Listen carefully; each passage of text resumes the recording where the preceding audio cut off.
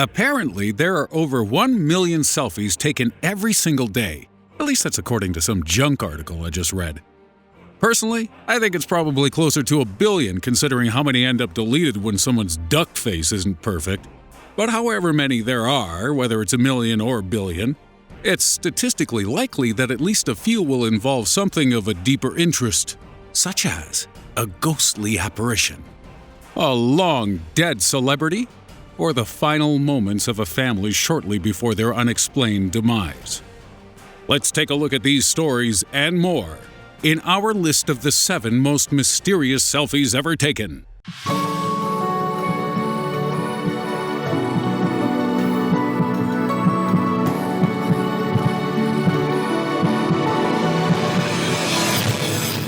Number 7.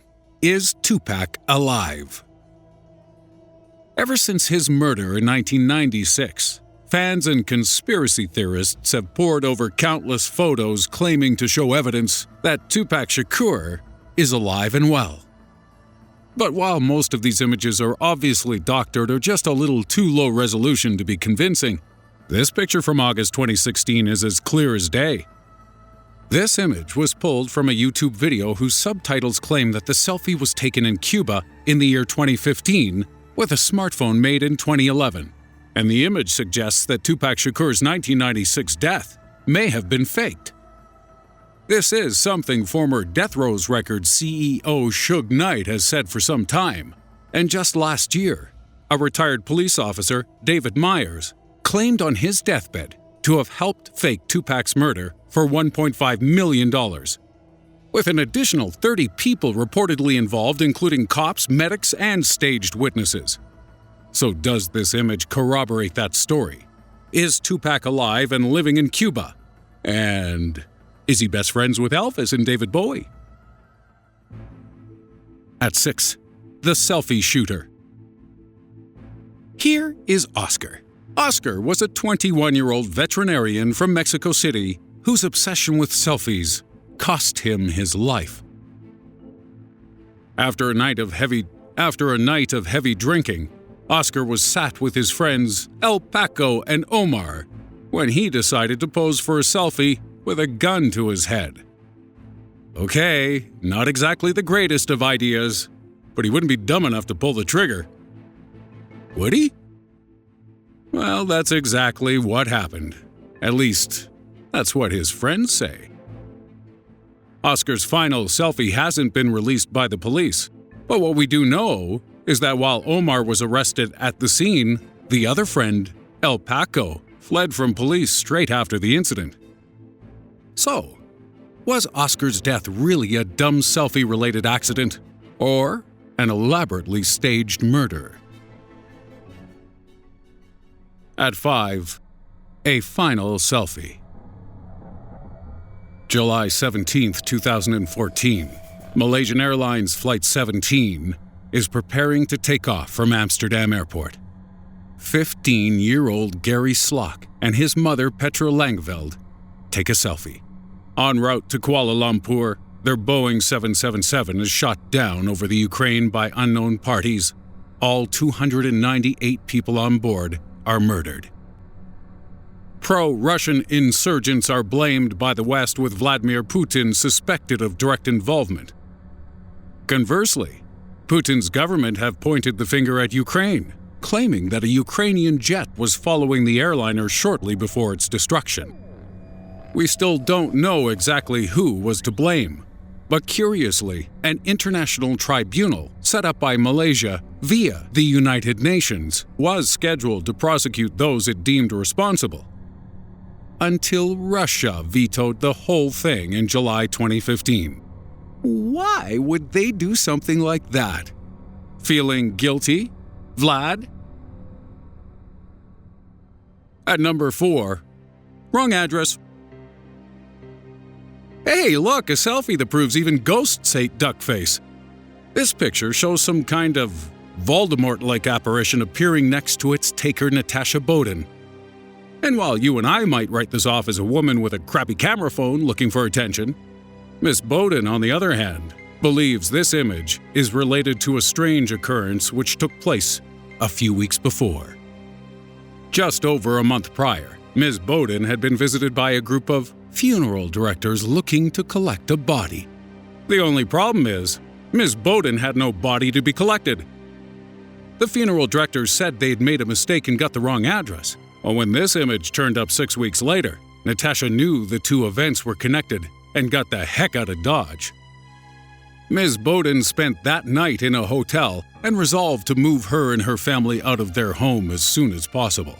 So, what do you think? Was this all a load of nonsense? Or was Natasha Boden haunted by the ghost of a missing corpse?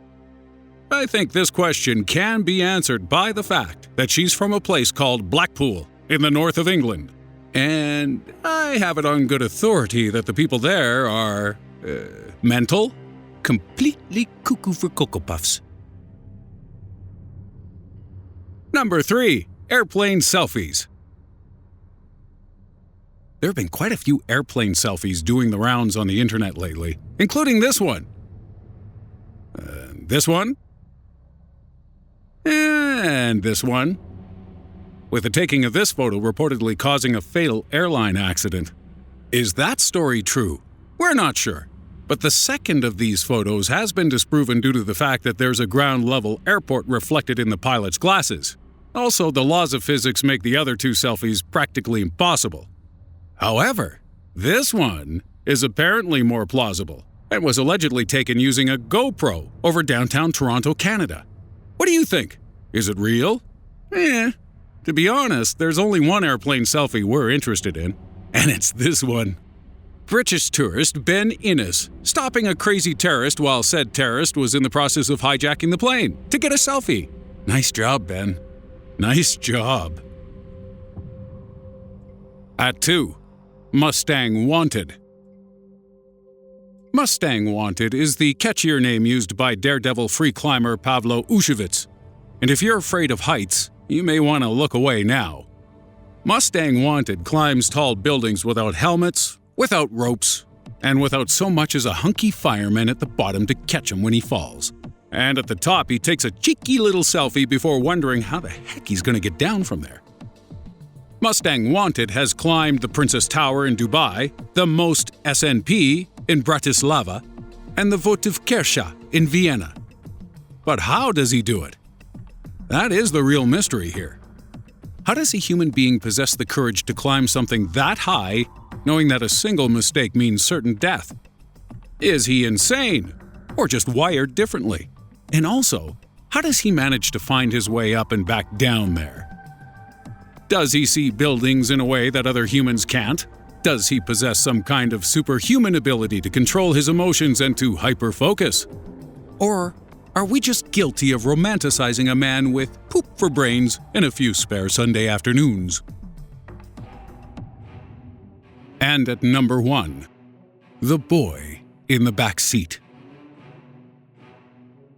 On July 9, 2016, 13-year-old Harper Kurtz took this selfie with her mother's camera while they were taking a trip to the Maitland area of Florida.